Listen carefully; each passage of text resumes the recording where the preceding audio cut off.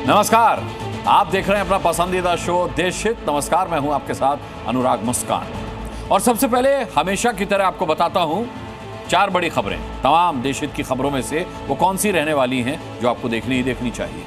देखिए, 10 दिन 2 पहाड़, धराली के बाद किश्तवाड़। कुदरत के आगे किसी का बस नहीं चलता। धराली जैसी आपदा आज किश्तवाड़ में भी हो गई। वहां से दर्दनाक तस्वीरें कुछ ही देर में दिखाऊंगा आपको।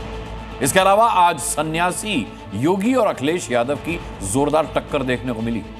योगी आदित्यनाथ ने आज पीडीए का नया नामकरण किया तो अखिलेश ने एक स्कूल से योगी पर प्रहार किया।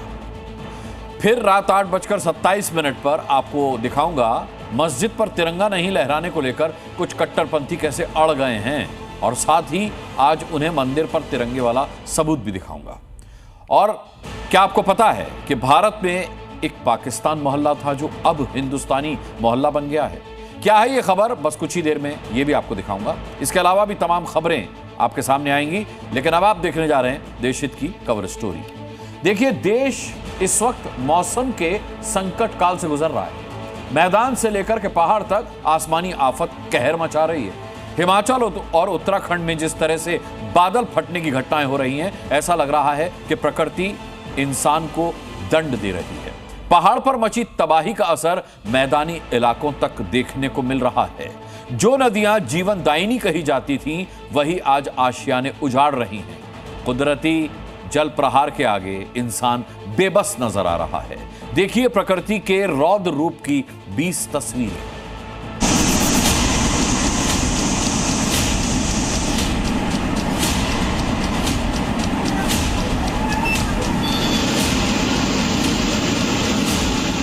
जम्मू में जल प्रलय, हर्षिल में डरा रही भागीरथी,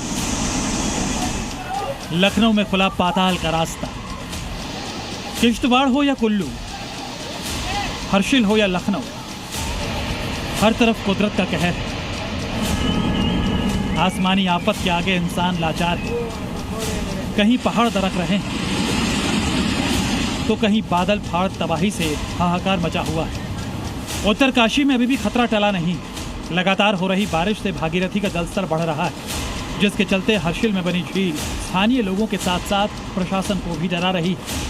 ये उस झील की तस्वीरें हैं जो हर्षिल के लिए आने वाले दिनों में मुसीबत साबित हो सकती है। दरअसल ये हेलीपैड पे बना झील, इसको लगातार इसके निकासी के रास्ते को चौड़ा करने की कोशिश की जा रही थी, लेकिन जब बारिश शुरू हुई, बारिश के बाद इस वक्त जो ठीक सामने आप तस्वीरें देख रहे हैं, ये उस झील से निकलती हुई नदी की तस्वीरें हैं जिसकी लहरें बेहद तेज हो चुकी हैं।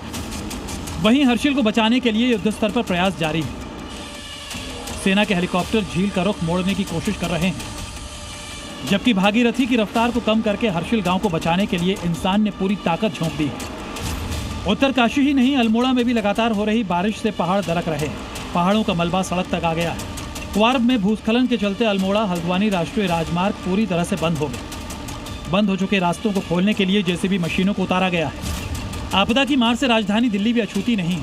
देर रात शुरू हुई बारिश ने सुबह होते होते दिल्ली एनसीआर के कई इलाकों को अपनी चपेट में ले लिया। कालका जी से बहुत ही दर्दनाक तस्वीर सामने आई। तेज बारिश के चलते सड़क किनारे खड़ा पेड़ आफत बनकर राहगीरों पर गिर पड़ा। इस हादसे में बाइक सवार की दर्दनाक मौत हो गई, जबकि उसकी बेटी गंभीर रूप से घायल हो गई। दिल्ली की सड़कों पर पानी भरा तो आम आदमी पार्टी के पार्षद कृष्ण जाखड़ अपनी राजनीतिक नाव लेकर सड़क पर उतर आए। पार्टी के प्रदेश अध्यक्ष सौरभ भारद्वाज ने इस तस्वीर को ट्वीट करके मौजूदा दिल्ली सरकार पर तंज कसा। दिल्ली से सटे साइबर सिटी का हाल भी बारिश से बेहाल है। तेज बारिश के चलते गुरुग्राम के कई इलाकों में पानी भर गया। गुरुग्राम के नरसिंहपुर एरिया में पानी भरने से गाड़ियां रेंगती नजर आई। यहाँ ये हालात हैं कि लोगों को भारी परेशानी उठानी पड़ती है। प्रशासन लाख दावे करता है, जीएमडी नगर निगम लगातार ये कहा जाता है कि ये काम कर रहे हैं। लगभग 127 पॉइंट सुनिश्चित किए गए थे जहाँ जल भराव की स्थिति बनती है, वहाँ पानी नहीं भरने दिया जाएगा, लेकिन स्थिति जस की तस बनी हुई है। गाजियाबाद में भी तेज बारिश के बाद सड़कों पर पानी भर गया। इंद्रपुरम जैसे इलाकों को रेलवे स्टेशन से जोड़ने वाले रास्तों पर पानी भर गया। गाड़ियां भी पानी में फंसी नजर आई। यूपी की राजधानी लखनऊ में भी बारिश मुसीबत बनी हुई है। लगातार हो रही बारिश ने पीडब्ल्यूडी की पोल खोलकर रख दी। बारिश के कहर ने विकास वाली सड़क को भेदते हुए पाताल लोक का रास्ता खोल दिया। लखनऊ के सबसे वीवीआईपी इलाके अलीगंज में सड़क पूरी तरह से धंस गई है। आपको मैं तस्वीर दिखाऊं तो देखिए यहाँ पर कैसे हालात हैं। ये मेन रोड है कपूरथला से पुरनिया चौराहे तक जाने का, और यहाँ पर बीच रोड में ही काफ़ी गहरा गड्ढा हो गया है। ये गड्ढा बारिश की वजह से हुआ है और काफ़ी अंदर तक ये गड्ढा हुआ है। आप तस्वीरों को देखिए तो किस तरह से ये जो गड्ढा है ये कितना लंबा और कितना गहरा हुआ है। लखनऊ के पौष इलाकों में भी बारिश में और जलभराव ने लोगों को जमकर परेशान किया। यहाँ सुबह सुबह घर से निकलने वाले लोग सड़क पर बने दरिया को पार करते नजर आए। राजधानी लखनऊ से सटे हरदोई जिले का हाल और भी ज्यादा खराब है। यहाँ मूसलाधार बारिश के चलते गलियों में भरा पानी घरों में दाखिल हो गया। जरूरी काम के लिए निकलने वाले लोग गली में घुटनों तक पानी में डूबे नजर आए। फर्रुखाबाद में मोक्षदायिनी गंगा का रौद्र रूप इंसानी जीवन पर कहर बनता जा रहा है। रास्तों पर गंगा का कब्जा है। लोग ट्यूब के सहारे बाढ़ को पार करते नजर आ रहे हैं। जल स्तर बढ़ा तो नहरें सड़क के ऊपर से बहने लगी। हालात ये हैं, हमारे पीछे हम आपको दिखाएंगे। ये जो गांव है ये पूरी तरह जलमग्न है। जहां तक नजर जा रही है वहां तक पानी ही पानी है और लोग इस त्रासदी से त्रस्त हो चुके हैं। गंगा का कहर यूपी ही नहीं बिहार में भी देखने को मिल रहा है। बेगूसराय से सामने आई ये तस्वीर बहुत भयावह है। यहाँ ना तो खेत खलिहान बचे हैं और न ही इंसान। बाढ़ की वजह से गांव को खाली करा लिया गया है। बाढ़ पीड़ित राहत शिविरों में रहने को मजबूर हैं। भागलपुर में उफनती नदियां तांडव मचा रही हैं। नदियों के बढ़ते जलस्तर में आशियाने जल समाधि ले रहे हैं। नाव के सहारे जिंदगी बचाने की कवायद जारी है। हर तरफ तबाही और बर्बादी का मंजर है। बिहार के मुंगेर जिले में भी गंगा का क्रोध तटों को तोड़ता हुआ रिहायशी इलाकों में दाखिल हो गया। बाढ़ के चलते हर तरफ पानी ही पानी है। इस आपदा में सबसे ज्यादा नुकसान किसानों को हुआ है। वहीं अब मौसमी बीमारियों का खतरा भी लोगों को डरा रहा है। दानापुर के दियारा में गंगा उफान पर है। बाढ़ के चलते लोगों को आवाजाही में परेशानी हो रही है। बाढ़ पीड़ितों के लिए फ्री स्टीमर सेवा शुरू की गई है ताकि प्रभावित लोग सुरक्षित जगहों पर पहुंच सके। मधेपुरा में कोसी नदी के बढ़ते जलस्तर की वजह से निचले इलाके में मुसीबत बढ़ गई है। पानी के कारण कई गांव टापू में तब्दील हो गए हैं। प्रशासन गांव को खाली कराने की हर मुमकिन कोशिश कर रहा है। हिमाचल प्रदेश से सटे पंजाब के गांवों में भी बाढ़ का खतरा बढ़ता जा रहा है। ब्यास नदी के बहाव के चलते लोग गांव छोड़कर सुरक्षित जगहों पर जा रहे हैं। इतना नुकसान हो गया है। 2023 में हमारा बहुत ज्यादा नुकसान हुआ है। अभी तक कुछ नहीं मिला है। जहाँ पे इन लोगों को सिर्फ बताया जाता है कि हम अगली बार ये कर देंगे, अगली बार वो कर देंगे। देखिए अब देखिए पीछे 7 दिन से लगातार पानी छोड़ा जा रहा है पौंग बांध से। बड़ी सोचने की बात है कि ये लोग मजबूर हो चुके हैं अपने घर आशियाने तोड़ने के लिए। हिमाचल प्रदेश में बादल फटने का दौर रुकने का नाम नहीं ले रहा। श्रीखंड की पहाड़ी पर बादल फटा तो कुरपन खड्ड का बहाव काफी तेज हो गया। इस सैलाबी आफत के चलते निचले इलाकों को फौरन खाली कराया गया। कुल्लू ही नहीं किन्नौर में भी बादल फटने से सैलाब आ गया। ये आफत अपने साथ कई घरों को बहा ले गई। नदी के रास्ते में पड़ने वाले घरों में मलबा भर गया।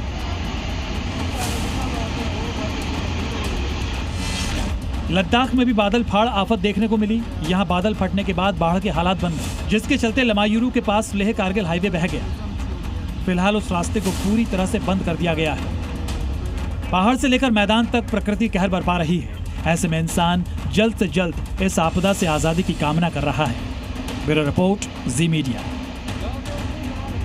और इस वक्त एक बड़ी खबर बांदीपुरा से आ रही है। वो आपको बता दूं, बांदीपुरा में बाढ़ से हालात बिगड़े हैं। सैलाब में कई लोग फंसे हैं जिनका रेस्क्यू लगातार किया जा रहा है।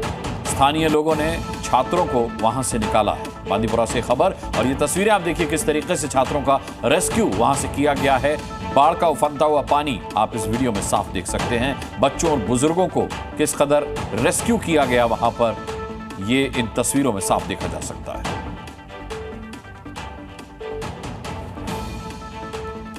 लगातार वहां बांदीपुरा में बाढ़ से हालात बिगड़ रहे हैं। आप देख सकते हैं ह्यूमन चेन बनाई गई है लोगों को रेस्क्यू करने के लिए और एक एक हाथ पकड़ करके लोगों को वहां से रेस्क्यू किया गया है, क्योंकि पानी का प्रवाह इतना तेज है कि किसी एक शख्स की इसके आगे चलने वाली नहीं है। अब देखिए, देश आजादी का जश्न मना रहा है, लेकिन कुदरत ने ऐसा प्रहार किया है कि पहाड़ पर मौत का तांडव मचा हुआ है। उत्तराखंड के धराली से भी भयानक तबाही जम्मू कश्मीर में आई। बादल फटने से मलबा लोगों को अपने साथ बहा ले गया। इस आपदा में 35 से ज्यादा लोगों की अब तक मौत हो चुकी है, जबकि 200 से ज्यादा अभी मिसिंग हैं, लापता हैं। जिनकी तलाश की जा रही है। कई लोग गंभीर रूप से घायल हैं, जिनका अस्पताल में इलाज जारी है। लेकिन ये सब कैसे और कहां हुआ, देखिए इस रिपोर्ट में।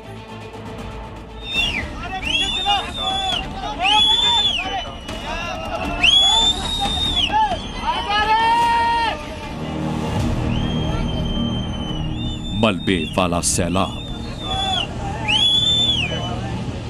बर्बादी का आलम और जिंदगी की जंग। पानी जब आसमान फाड़कर बरसा, पहाड़ों को चीरकर इंसानी बस्ती की ओर तेजी से दौड़ा और अपने रास्ते में आने वाली हर जिंदगी को निगल गया।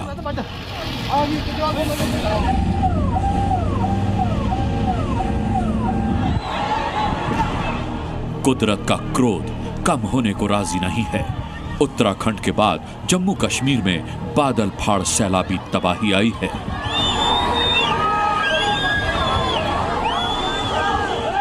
धराली आपदा के अभी 10 दिन भी नहीं गुजरे थे कि किश्तवाड़ में बादल फटने से हाहाकार मच गया। जैसे धराली में पहाड़ से पानी के साथ मलबा मौत बनकर आया था, ठीक वैसी ही तस्वीरें किश्तवाड़ से सामने आई हैं, हूबहू धराली की तरह। बस गनीमत ये रही कि धराली में कई मकानों को मलबा निगल गया था।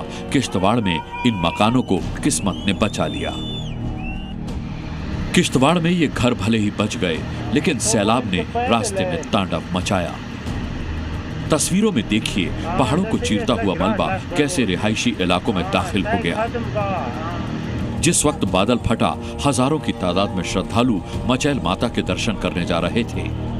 कई लोग इस आपदा की चपेट में आ गए, जबकि सैकड़ों लोग अब भी घाटी में फंसे हुए हैं।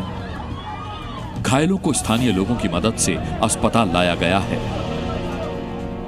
तबाही का आलम है, क्योंकि आपको मैं बता दूं, जिस वक्त ये हादसा हुआ तो मचैल यात्रा जो थी वो चल रही थी और कहीं ना कहीं इस पूरे इलाके में जो है लोगों की भीड़ होती है। और जब ये बादल फटा तो उसके बाद कहीं ना कहीं लोगों में जो है हाहाकार मच गए। और इस वक्त में अठोली के जो है वो हॉस्पिटल में मौजूद है और इस वक्त जो है यहाँ पर जो है वो इंजर्ड को लाया जा रहा है। जहाँ ये आपदा आई है वो इलाका दुर्गम पहाड़ी क्षेत्र में है।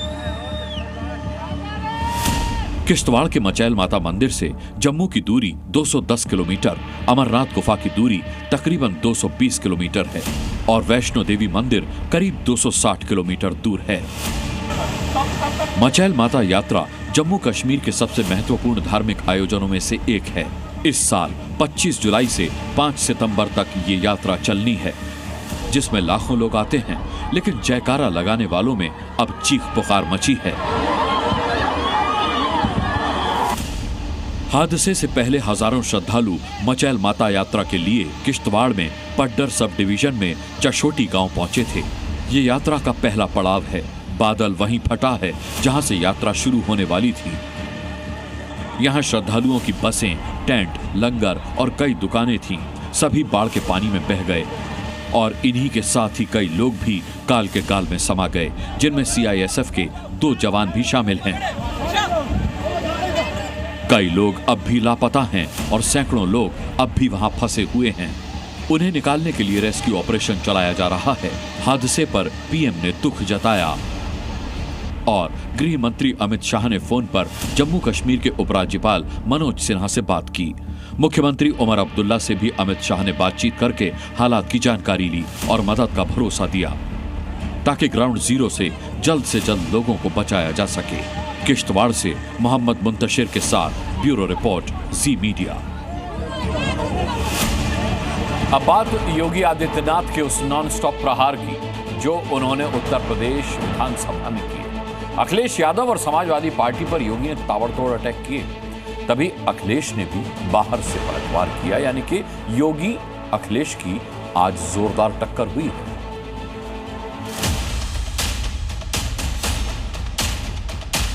अब यूपी सुशासन से, अपने गुड गवर्नेंस से आज उत्तर प्रदेश की पहचान है।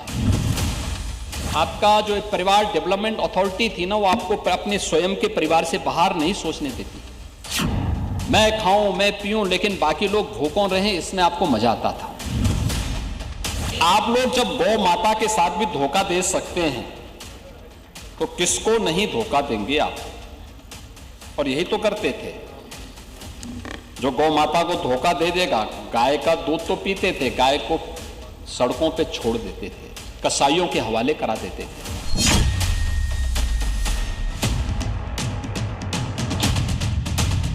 ये सरकार विकास के खिलाफ है। ये इनका कोई विजन नहीं है। इनका एक ही विजन है, लूटो, पैसा कमाओ, चंदा वसूली करो। आप लोग तो वैसे भी घोषित रूप से महिला विरोधी, देख सफाई बिटिया घबराई, आपके लिए तो पहले से ही ये चीजें जो है। इनका कोई विजन नहीं है, और अगर विजन होता तो ये संस्कृति स्कूल चल रहा होता, प्राइमरी स्कूल बंद नहीं होते, और जो गरीब बच्चे हैं जिनको समाजवादी लोग पढ़ा रहे थे उनके ऊपर मुकदमे नहीं दर्ज होते। मैं स्पष्ट कर देना चाहता हूं, प्रदेश सरकार किसी भी विद्यालय को बंद नहीं करने जा रही है, किसी भी विद्यालय को बंद नहीं करेंगे। प्रदेश सरकार ने तय किया है कि इंटीग्रेटेड कैंपस बनने चाहिए बच्चों के लिए, जहां पे वह प्री प्राइमरी से लेकर के और सीनियर सेकेंडरी लेवल तक के स्कूल की शिक्षा प्राप्त कर सकें। उसी के मॉडल दिए गए हैं अटल आवासीय विद्यालय। ये 2027 की लड़ाई से डरे हुए हैं, तभी इनके मन से निकाला 2047। अरे 2047 तब पहुंचोगे तब 2027 पार करोगे। यूपी की विरासत पर हर व्यक्ति नहीं बैठ सकता है, हर व्यक्ति नहीं आ सकता है। और उन्होंने कहा था कि ये महाकाल का आसन है, इस पर न किसी का शासन है। आपको तो गौ माता का ही श्राप ले डूबेगा, इसलिए 27 में आने का सपना मत देखिए। 2017 के बाद डबल इंजन की सरकार ने कानून का राज स्थापित। उत्तर प्रदेश विधानसभा सत्र के दौरान एक ऐसी घटना हुई कि पूरा विपक्ष सकपका गया और सत्ता पक्ष में खुशी की लहर दौड़ गई। हुआ यह कि अखिलेश की विधायक पूजा पाल ने माफिया अतीक अहमद के खिलाफ की गई कार्रवाई पर सीएम योगी की तारीफ कर दी। सीएम योगी ने इस पर धन्यवाद कहा, लेकिन अखिलेश यादव भुना गए, इतना कि वो अपनी विधायक को तुरंत पार्टी से बाहर निकालने का फरमान सुना चुके हैं। अब पूजा पाल समाजवादी पार्टी से बाहर हैं और अखिलेश यादव को लेकर कहा है कि 30 सालों ने उन्हें पीड़ितों के आंसू दिखाई नहीं दिए।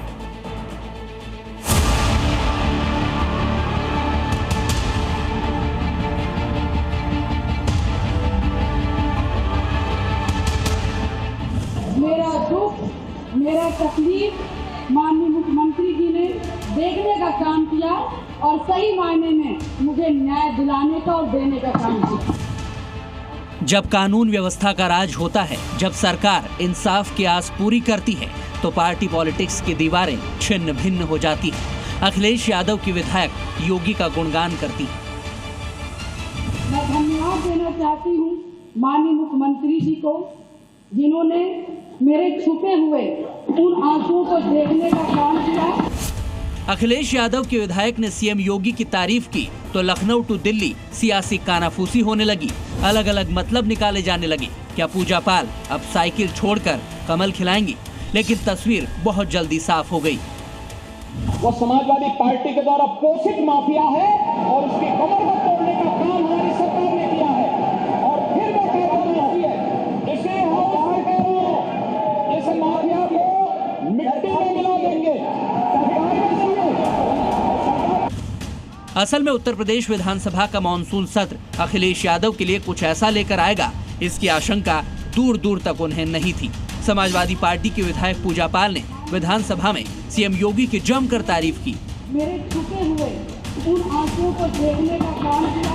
विधायक पूजा पाल ने अपने पति की हत्या के मामले में मिले इंसाफ के लिए सीएम योगी आदित्यनाथ का तहे दिल से आभार जताया। मैंने अपना पति खोया है, जो इस सदन के माननीय सदस्य थे। ये बात किसी से छिपी नहीं है, पूरा सदन जानता है कि उनकी हत्या कैसे हुई थी और किन लोगों ने की थी। मैं धन्यवाद देना चाहती हूँ माननीय मुख्यमंत्री जी को, जिन्होंने मेरे छुपे हुए उन आंसुओं को देखने का काम किया, जो वर्षों में किसी ने देखने का काम नहीं किया। मेरा दुख, मेरा तकलीफ माननीय मुख्यमंत्री जी ने देखने का काम किया और सही मायने में मुझे न्याय दिलाने का और देने का काम किया।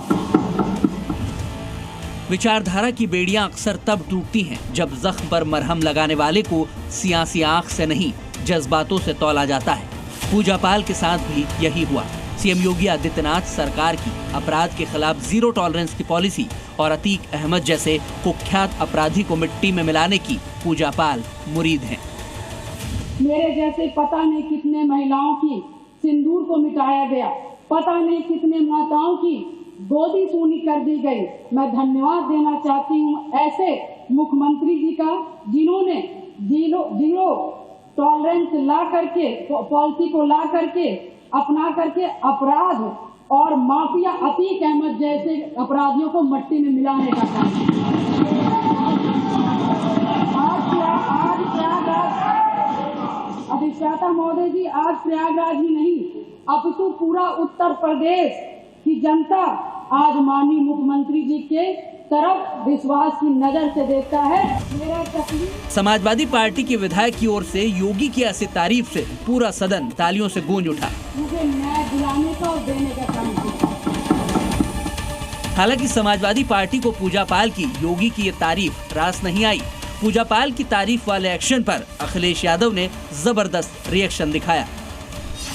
पूजा के बयान के बाद समाजवादी पार्टी के अध्यक्ष अखिलेश यादव ने विधायक पूजा पाल को पार्टी से ही बर्खास्त कर दिया, लेकिन सत्ता पक्ष के हाथ मौका तो लग ही गया। स्वतंत्र देव सिंह ने पूजा पाल के बयान को योगी सरकार की कानून व्यवस्था की मजबूती का प्रमाण बताया। और न्याय कब मिला? जब आदरणीय योगी जी की सरकार आई, तब न्याय मिला। तब उसने कहा कि ऐसे गुंडे बदमाशों को मिट्टी में मिलाने का काम किसी ने किया है तो आदरणीय योगी जी ने किया है। तो कानून अपने जगह काम करता है, जो कानून है वो लोग काम करते हैं। पूजा पाल राजू पाल की पत्नी है। इस वक्त पूजा पाल चायल सीट से समाजवादी पार्टी की विधायक हैं। पूजा पाल की शादी 16 जनवरी 2005 को बसपा के विधायक राजू पाल से हुई थी। बीएसपी विधायक पति राजू पाल की हत्या के बाद वो राजनीति में आई। राजू पाल की हत्या में अतीक अहमद और उसके भाई अशरफ नामजद थे। अतीक अहमद के गुर्गों ने बसपा विधायक राजू पाल को सरेआम गोलियों से भूनकर मौत के घाट उतार दिया था। पूजा पाल की शादी के 9 दिन बाद ही वो विधवा हो गई थी। योगी सरकार ने राजू पाल के उन हत्यारों को दबोचा जिनकी कभी तूती बोलती थी, इलाके में जिनके नाम से लोग थर थर कांपते थे, लेकिन योगी फोर्स ने राजू पाल के आरोपी हत्यारों को कटघरे तक पहुंचाया। पूजा पाल की इंसाफ मिलने की आस पूरी हुई तो बरबस ही सीएम योगी के लिए जुबान से तारीफें निकलने लगी। जाहिर है अखिलेश यादव को पूजा पाल की सीएम योगी की प्रशंसा हजम नहीं होती और नतीजा पूजा पाल अब समाजवादी पार्टी से बाहर हो चुकी है। 16 तारीख को जन्माष्टमी है। वृंदावन की गलियों में कान्हा के आगमन की जोरदार तैयारियां शुरू हो गई हैं, लेकिन इस बीच एक बखेड़ा खड़ा हो गया है। वो ये कि दिनेश फलाहारी ने वृंदावन से सीएम योगी आदित्यनाथ के नाम एक चिट्ठी लिखी है। इस चिट्ठी में मांग की गई है कि मुस्लिम कारीगरों के हाथों की बनाई जाने वाली ठाकुर जी की पोशाक पर रोक लगाई जाए। मुस्लिम कारीगर सदियों से कान्हा का पोशाक तैयार कर रहे हैं, लिहाजा इस अपील के बाद अब वो भी मैदान में उतर आए हैं।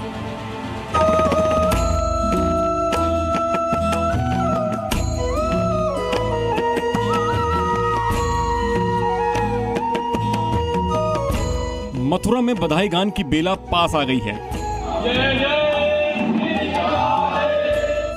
करोड़ों श्रद्धालुओं के आराध्य श्री कृष्ण साक्षात प्रकट होने वाले हैं। कान्हा का दरबार सज चुका है। स्वागत की तैयारियां पूरी हो चुकी हैं। वृंदावन की गलियों में उमंगे हिलोरे ले रही हैं। लेकिन इस बीच सीएम योगी आदित्यनाथ को एक चिट्ठी भेजी गई है। ये चिट्ठी विवादों की जननी बन सकती है। चिट्ठी लिखने वाले हैं कृष्ण जन्मभूमि मामले में याचिकाकर्ता दिनेश फलाहारी बाबा। दिनेश फलाहारी ने सीएम योगी के सामने एक डिमांड रखी है। क्या है ये डिमांड, पहले वो सुनिए। हिंदुओं के हृदय सम्राट माननीय मुख्यमंत्री योगी जी को हमने पत्र लिखा है और मांग की है कि कृष्ण जन्माष्टमी वाले दिन जो हमारे ठाकुर जी के बाल स्वरूप को जो पोशाकें धारण कराई जाती हैं वो केवल सनातनी हिंदू कारीगरों से ही बनवाएं। दिनेश फलाहारी बाबा ने अपनी अपील के समर्थन में तर्क दिया है। बताया कि आखिर वो ऐसी अपील क्यों कर रहे हैं। योगी आदित्यनाथ को ऐसी चिट्ठी क्यों लिख दी जिसमें कहा गया है कि ठाकुर जी की पोशाक सनातनी ही बनाए, गैर सनातनी नहीं। क्योंकि मुस्लिम कारीगर चाय पीते, बीड़ी पीते, हाथ नहीं धोते, शौच जाने के बाद भी हाथ नहीं साफ करते, तो इस स्वच्छता का ध्यान नहीं रख पाते। हमारे सनातनी कारीगर इस बात को जानते हैं कि हमारे ठाकुर जी के लिए स्वच्छता कितनी महत्वपूर्ण है। दिनेश पलारी की सीएम योगी को लिखी चिट्ठी से मथुरा के मुस्लिम कारीगर मैदान में आ गए। आरोप लगा रहे हैं कि इस तरह के बयान माहौल खराब करने की कोशिश के लिए दिए जा रहे हैं। हमको तो सेवा करनी है और सेवा कर रहे हैं, क्योंकि हम ब्रिज भूमि में रहते हैं। ये सिर्फ ना हम लोगों में भेदभाव फैलाना चाहते हैं, हिंदू मुसलमान करना कर ये कोशिश करते हैं कि ना कि यहाँ पर ऐसा जिस जगह ना सब जगह ना हो रहा है ना दंगा, वो एक मथुरा में भी पैदा हो, जो कि अपने यहाँ ऐसा कुछ और अपने यहाँ पर ऐसा कुछ है नहीं है। जो बयानबाजी जो करते हैं ये तरीका गलत है, ये भेदभाव फैलाने वाली गलती करते हैं, माहौल खराब कर रहे हैं, माहौल खराब कर रहे हैं देश को, और कुछ नहीं है। जन्माष्टमी पर ठाकुर जी की पोशाक सनातनी ही हो, इसकी गूंज मथुरा से निकलकर बरेली तक पहुंच गई। दिनेश पलारी की डिमांड के खिलाफ मैदान में सिर्फ मथुरा के मुसलमान ही नहीं उतरे हैं, मौलाना शहाबुद्दीन बरेलवी भी उतर चुके हैं। वहाँ पर जो मुसलमान मिलजुल करके रहते हैं, इत्तेहाद इत्तेफाक के साथ, भाईचारे के साथ रहते हैं, उनके अंदर ये दरार पैदा कर रहे हैं, दीवारें खड़ी कर रहे हैं। इस तरह के लोगों के खिलाफ कानूनी कार्रवाई होना चाहिए, और लोगों को भी चाहिए कि ऐसे लोगों को से सलाम दुआ, राब्ता ज़ाब्ता, मिलना जुलना ना। ऐसा नहीं है कि दिनेश पलारी ने इस तरह की मांग पहली बार की हो, और ऐसा भी नहीं है कि इस डिमांड का विरोध पहली बार हुआ हो, लेकिन दिनेश पलारी के पास तर्क के कई तीर हैं। हमारे सनातनी कारीगर इस बात को जानते हैं कि हमारे ठाकुर जी के लिए स्वच्छता कितनी महत्वपूर्ण है, क्योंकि ठाकुर जी तो बाल स्वरूप में आप कैसी भी पोशाक धारण करा दो वो पहन लेंगे, लेकिन वो अंदर से दुखी होंगे। आप अपने धर्म के लिए पोशाक बनाओ, आप अपने अल्लाह के लिए पोशाक बनाओ, हमारे ठाकुर जी को बख्श दो। हमारे ठाकुर जी तो केवल सनातनी हिंदुओं के द्वारा बनाई हुई पोशाक ही पहनेंगे। धार्मिक उत्सव जब जब आते हैं ऐसे प्रश्न खड़े होते हैं। कांवड़ यात्रा के दौरान मुस्लिमों से कांवड़ नहीं खरीदने की उठी मांग, प्रयागराज महाकुंभ के दौरान विवाद खड़ा हुआ कि यहाँ मुस्लिमों का क्या काम। अभी अभी रक्षाबंधन का त्योहार बीता है, तब भी साध्वी प्राची ने सनातनियों से मुस्लिम दुकानदारों से राखी नहीं खरीदने की अपील की थी। सनातनियों से छल करने वाले चप्पे चप्पे पर नजर गड़ाए बैठे हैं। कोई आपकी आस्था से खिलवाड़ कर रहा है तो कोई आपके खाने पीने की चीजों को अशुद्ध कर रहा है। लेकिन मध्य प्रदेश के खजुराहो में अब आपके त्योहार को अशुद्ध करने की साजिश रची जा रही है, क्योंकि यहां भाईजान जन्माष्टमी की कमेटी में घुसपैठ कर गए हैं।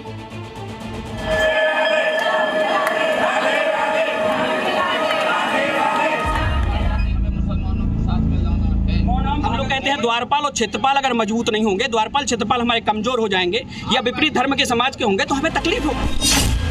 सनातनी त्योहार में भाईजान का दखल। सवाल जमाल खान का बिल्कुल नहीं है। यहाँ आप आके देखना, यहाँ मंच के जब खंबे गाड़े जाएंगे तो यहाँ हिंदू के लड़कों के साथ साथ मुसलमान के लड़के भी खंबा गाड़ते मिलेंगे। जमाल पर छिड़ा बवाल। गंगा जमनी तहजीब में आकर के हमारी बच्चियां बहक करके विधर्मी समाज में जा चुकी हैं। उसी गंगा जमनी तहजीब का शिकार होकर के हमारे बच्चे भटक रहे हैं। मध्य प्रदेश के खजुराहो में जन्माष्टमी से पहले जमाल के नाम पर बवाल मचा है, क्योंकि जमाल श्री कृष्ण जन्मोत्सव समिति का अध्यक्ष बन बैठा है। सनातनी त्योहार, सनातनी समिति, लेकिन इसका अध्यक्ष उस मजहब से है जिसे मूर्ति पूजा पर भरोसा ही नहीं। वक्फ बोर्ड में हिंदू की एंट्री पर मौलाना शहर शहर पंचायत कर रहे हैं, लेकिन खजुराहो में जमाल जन्माष्टमी के आयोजन समिति पर कब्जा जमाए बैठा है। जैसे ही ये मामला हिंदू संगठनों की जानकारी में आया, बवाल मच गया। समिति से जमाल को बेदखल करने के लिए पंचायत बुला ली गई। हिंदू नेता ने कमेटी में जमाल की मौजूदगी पर कड़ी आपत्ति जताई। चूंकि कार्यक्रम विशुद्ध रूप से सनातनी समाज का है, ये कार्यक्रम सांप्रदायिक सद्भाव का नहीं है, राष्ट्रीय स्तर का कार्यक्रम नहीं है, ये विशुद्ध रूप से सनातनी समाज का कार्यक्रम है। कोई विपरीत धर्म व्यक्ति का आकर के सहयोग करना चाहता है, उसका स्वागत होना चाहिए। किंतु जहां पर हमारे जिम्मेदार पद है, जहां पर जिम्मेदारी स्थितियां, आज टेंट हाउस हमारे सनातनी समाज के व्यक्ति को क्यों नहीं जा रहा, उसका लाभ चंदा होता है, इकट्ठा होता है, उसको लेकर के कहाँ जाता है, क्या होता है, इन पर प्रश्न उठना चाहिए। हमारे सनातनी समाज के लोगों को आगे आना चाहिए। मुद्दा सिर्फ इतना है, बमीठा आज राजनगर खजुराहो का द्वार है। हम लोग कहते हैं द्वारपाल और क्षेत्रपाल अगर मजबूत नहीं होंगे, द्वारपाल क्षेत्रपाल हमारे कमजोर हो जाएंगे या विपरीत धर्म के समाज के होंगे तो हमें तकलीफ हो। जमाल बमीठा कस्बे का पूर्व सरपंच, इलाके में रसूखदार छवि है। यही वजह है कि पिछले कई सालों से जमाल सनातनी त्योहार में दखल देने के साथ ही कमेटी का अध्यक्ष भी बन गया। लेकिन इस साल हिंदू संगठनों का विरोध बढ़ा तो जमाल ने पद छोड़ने का फैसला कर लिया। हमने कमेटी की लोगों से 2-3 बार चर्चा भी की है और आज सुबह मैंने तो इस स्तर पर बात की है कि मेरे कारण अगर कुछ व्यवधान उत्पन्न हो रहा है तो इतनी बड़ी बात नहीं है। और जितने कीर्तन प्रेमी कितने लोगों का फोन आ रहा है। कल 15 अगस्त है, पूरा देश आजादी के जश्न में गोते लगाने के लिए तैयार है। लेकिन कुछ भाईजान ऐसे हैं जिन्हें मस्जिद, मदरसे और दरगाहों पर तिरंगा लहराने से गुरेज है। एमपी और छत्तीसगढ़ वक्फ बोर्ड के इस फैसले के बाद कट्टरपंथी गैंग एक्टिव है। दलीलें दी जा रही हैं कि मस्जिदों और मदरसों पर तिरंगा लहराने का वक्फ बोर्ड का फैसला बकवास है। धार्मिक स्थलों पर तिरंगा लहराने का कोई मतलब नहीं है। इन्हें कौन बताए कि तिरंगा राष्ट्र धर्म है और राष्ट्र धर्म से बड़ा कोई धर्म नहीं होता।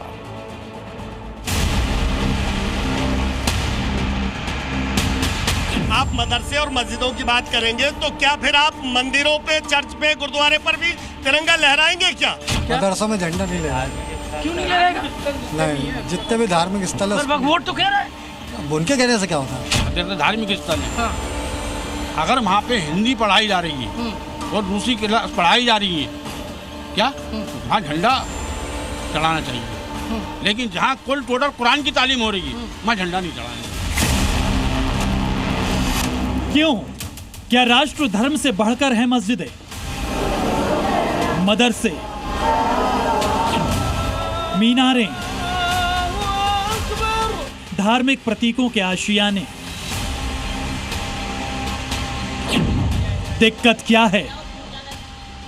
देश सदियों की परतंत्रता की बेड़ियां कटने का जश्न जब मनाए तो देश की मस्जिदें और मदरसे भी उसी तिरंगे में क्यों न रंग जाए। लेकिन ये कबूल नहीं। क्यों?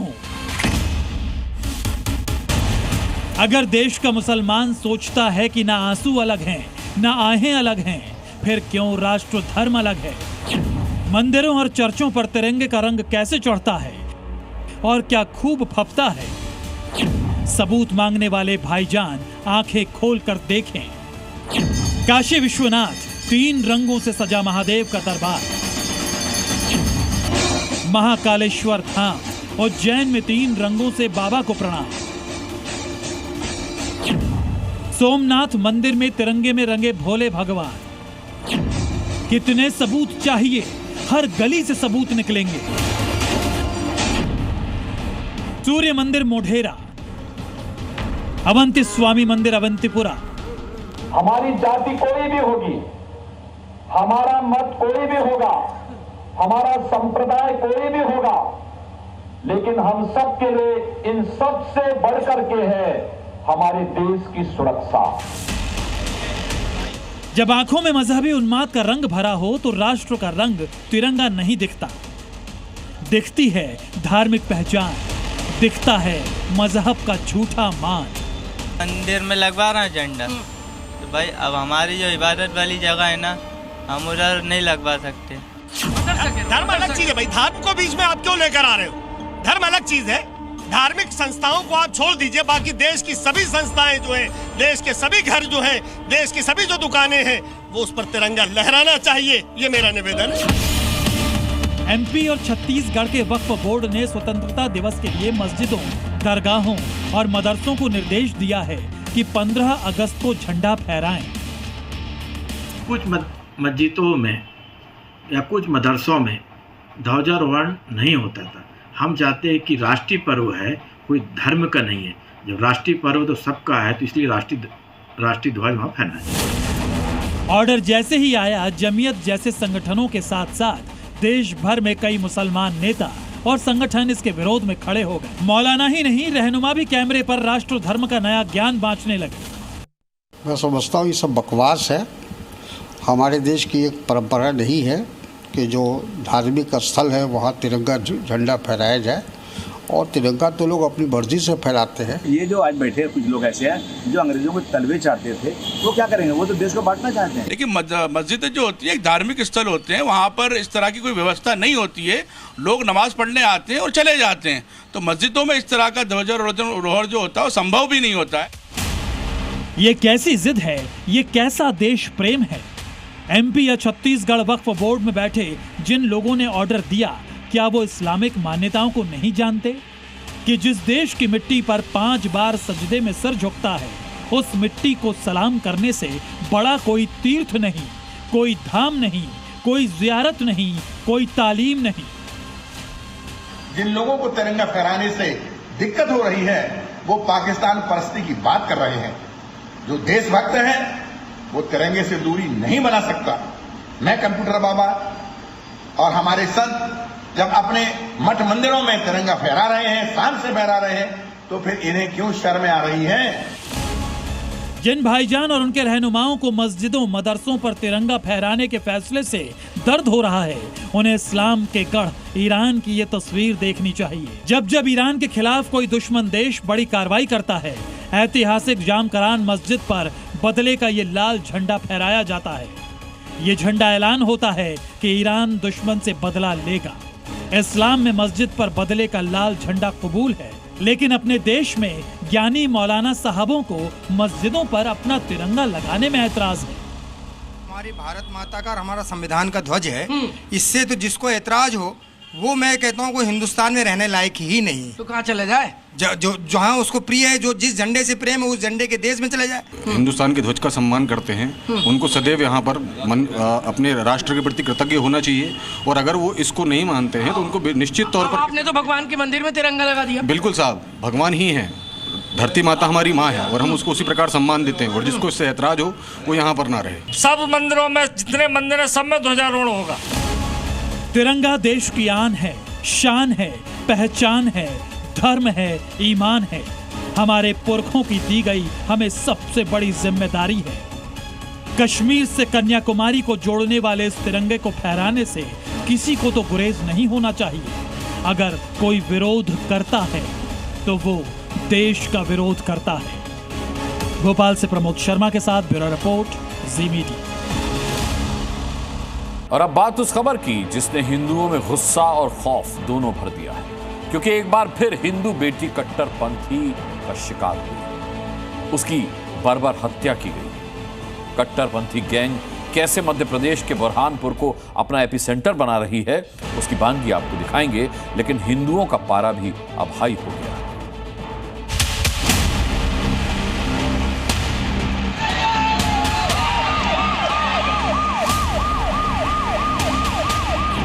दो हफ्ते, 2 हत्याकांड, दोनों में शिकार हिंदू बेटियां और दोनों में हत्यारे कट्टरपंथी। मध्य प्रदेश को ये क्या हो गया? आखिर क्यों देश के दिल में बसा बुरहानपुर सनातनी महिलाओं को टारगेट करने का एपिसेंटर बनता जा रहा है? सड़कों पर यह आक्रोश उस मानसिकता के खिलाफ है जो हिंदू बेटियों की जान ले रही है। महाराष्ट्र से सटा बुरहानपुर मध्य प्रदेश के सबसे ज्यादा मुस्लिम आबादी वाले जिलों में शुमार है, जो अब कट्टर गैंग की करतूतों का केंद्र बनता जा रहा है। क्योंकि आरोप है कि 1 अगस्त को रईस खान ने भाग्यश्री का सिर तन से जुदा कर दिया और 13 अगस्त को शेख शकील ने शारदा को हथौड़ी से हमला कर मार डाला, जिसके बाद से हिंदुओं का गुस्सा फूट रहा है। आक्रोशित हिंदू संगठनों और स्थानीय लोगों ने शिकारपुरा थाने का घेराव किया। नारेबाजी करते हुए भारी भीड़ बाजार बंद कराने निकली ताकि हिंदू बेटियों के लिए इंसाफ की आवाज गूंज सके। समस्त हिंदू समाज आज आह्वान कर रहा है कि कब तक हमारी सनातनी बहन बेटियों को ऐसी निर्मम हत्या होगी, तब तक इनको जान से मारा जाएगा। पूरा हिंदू समाज इसका विरोध कर रहा है।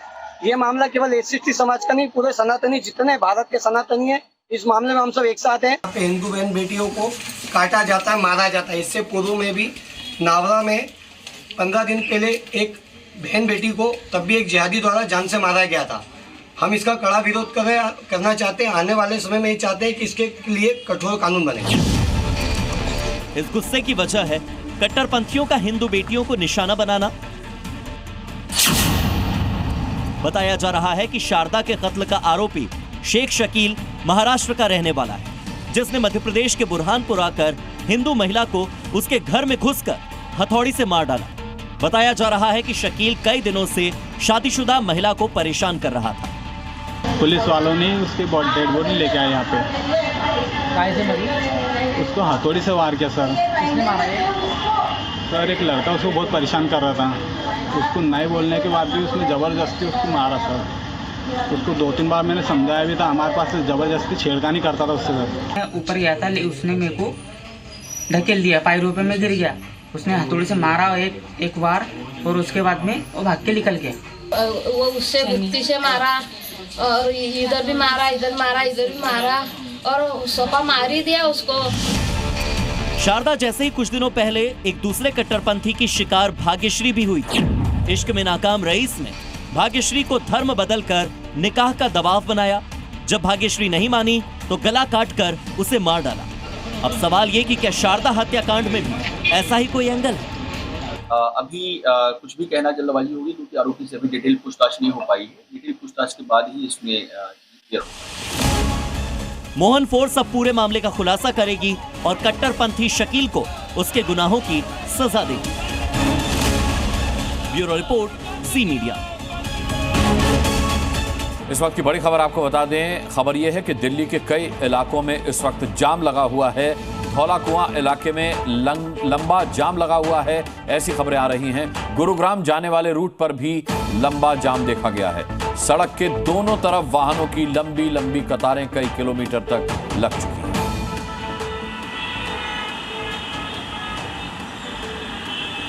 ये तस्वीरें आप देख रहे हैं।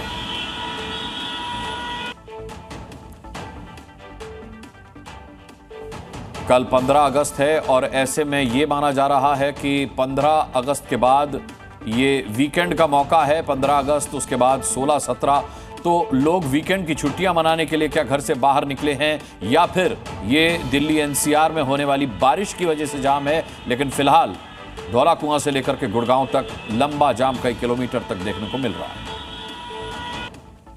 देश कल आजादी का जश्न मनाएगा।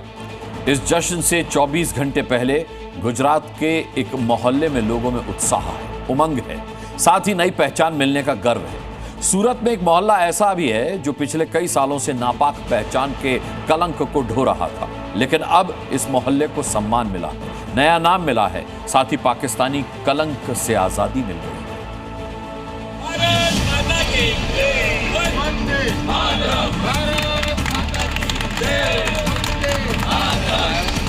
15 अगस्त से पहले मिट गया पाकिस्तान।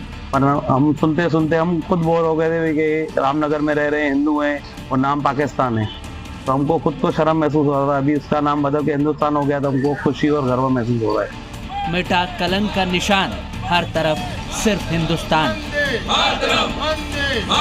रामनगर में इस एरिया का नाम कुछ कारणों से पाकिस्तानी मोहल्ला पड़ गया था, तो लगभग 7-8 साल से ये मांग चल रही थी कि भाई अब इस एरिया का नाम बदला जाए। कल पूरा देश आजादी का जश्न मनाएगा, लेकिन राष्ट्रीय उत्सव से एक दिन पहले ही सूरत के एक मोहल्ले में आजादी का उत्सव मनाया जा रहा है। यह उत्सव नई पहचान का है। यह उत्सव कलंक के प्रतीक से मुक्ति का है। साथ ही ये जश्न उस नापाक नाम के मिटने का है जो इस मोहल्ले के लोगों को सालों से शर्मिंदा कर रहा था।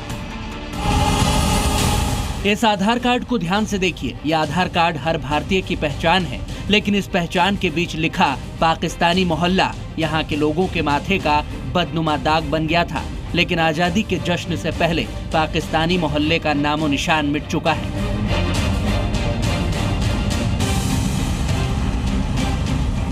आजादी के बाद बंटवारा हुआ और फिर पाकिस्तान बनने के बाद लाखों लोग भारत आए। गुजरात के सूरत में भी पाकिस्तान से आए लोगों ने अपना ठिकाना बनाया। उस वक्त मोहल्ले का नाम पाकिस्तानी मोहल्ला रख दिया गया था, जो आज तक इस मोहल्ले के लोगों के लिए शर्म की वजह बना रहा। कोई हमको पूछता है आप कहाँ रहते हो तो हम उनको नाम बताते हैं पाकिस्तानी मुल्ला, तो भी हमको थोड़ा शर्म आता है। ये बरसों से एरिया का नाम है पाकिस्तानी मुल्ला, अभी इसका नाम बदलकर हिंदुस्तानी मुल्ला रखा गया है। इसकी हमें बहुत खुशी है कि हमारा रामनगर का नाम पाकिस्तान मोहल्ले में से हिंदुस्तान मोहल्ला हो गया। इस मोहल्ले के लोगों को पाकिस्तानी कलंक से आज़ादी दिलाने का बीड़ा विधायक पूर्णेश मोदी ने उठाया। उन्होंने 2018 में सूरत महानगर पालिका में मोहल्ले का नाम बदलने को लेकर पत्र लिखा, जिसके बाद 17 दिसंबर 2018 को समिति ने प्रस्ताव पारित कर नाम बदलने का फैसला लिया, जिसे अब आधिकारिक तौर पर लागू कर दिया गया है। उनको प्रचार प्रसार के माध्यम से आज फिर से एक बार वहाँ तक का अनावरण किया गया कि ये जो है हिंदुस्तानी मोहल्ला है, और वहाँ जो रहने वाले हैं उनको भी हमने अपील की है कि अब आपका आधार कार्ड, रेशन कार्ड और भी कई आपके जो रेसिडेंस के एविडेंस है उनमें हम हिंदुस्तानी मोहल्ला लिखाएंगे। आजादी के पर्व के ठीक पहले मोहल्ले का नाम हिंदुस्तान रखे जाने से मोहल्ले के लोगों में खुशी का माहौल है। मोहल्ले के बाहर लगे बोर्ड पर तिरंगा लहरा रहा है। यहाँ खड़े लोग गर्व से जय हिंद के नारे लगा रहे हैं। थोड़ा अटपटा लगता था, लोग बोलते थे आप कौन से एरिया में रहते हो। अभी बहुत अच्छा लग रहा है कि अभी किसी को भी हम बोल सकते हैं कि सर हमारे एरिया का नाम हिंदुस्तानी मोहल्ला है, हम हिंदुस्तान के हैं और हिंदुस्तानी मोहल्ले में ही रहते हैं। इस नाम को लेके पहले कई बड़े बुजुर्गों की भी शिकायत थी, और अभी ये नाम चेंज होने से सभी को यहाँ पे आनंद महसूस हो रहा है। मोहल्ले को हिंदुस्तानी पहचान मिली तो अब इस मोहल्ले के लोग अपने आधार से भी पाकिस्तान का अंतिम निशान मिटाने की कवायद में जुटे हुए हैं। प्रशांत ढिवरे, जी मीडिया, सूरत। मैदान जंग में अब दुश्मन से भिड़ने के पारंपरिक तरीकों के बजाय मॉडर्न वॉरफेयर पर फोकस किया जा रहा है। भारतीय सेनाएं हर मोर्चे पर अपने आधुनिकीकरण में लगी हैं, क्योंकि ऑपरेशन सिंदूर के दौरान मिसाइल, ड्रोन और फाइटर जेट ने ही गेम पलट दिया था। चीन और तुर्की के समर्थन के बावजूद पाकिस्तान के हवाई हमले भारत ने नाकाम कर दिए थे, मगर अब तैयारी सेना की पावर को और भी चार्ज करने की है। भारतीय सेना के भैरव, जांबाजों के दिव्यास्त्र, वीर सपूतों के शक्तिवान। जब हिंदुस्तान आजादी का उत्सव मना रहा है तो हिंद के रक्षक सरहद के चप्पे चप्पे पर नजरें गाड़े। दुश्मनों की चालबाजियों को देखते हुए भारतीय सेना अपनी ताकत में और इजाफा करने जा रही है। ऑपरेशन सिंदूर में पाकिस्तान को धूल चटाने के बाद अब भारतीय सेना के लिए नया प्लान तैयार हो रहा है। ऑपरेशन सिंदूर में दुश्मन के ड्रोन हमलों को देखते हुए सेना ड्रोन ताकत को बढ़ाने जा रही है। हर इन्फेंट्री यानी पैदल सेना के बटालियन में ड्रोन प्लेटून बनाने का प्लान है। इसके साथ ही सेना में 5 भैरव बटालियन, 5 दिव्यास्त्र बैटरी और 3 शक्तिबाण बटालियन बने। सेना का टारगेट ये कि हर यूनिट में एक नई टीम तैयार हो जो न सिर्फ ड्रोन पर फोकस करे और उनकी निगरानी करे। हर यूनिट से कहा गया कि वो इस तरह की व्यवस्था करे और ऐसे जवानों को ड्रोन अटैक की ट्रेनिंग भी दी जाए। ऑपरेशन सिंदूर में दुश्मन के हर ड्रोन अटैक का भारत ने मुंह तोड़ जवाब दिया।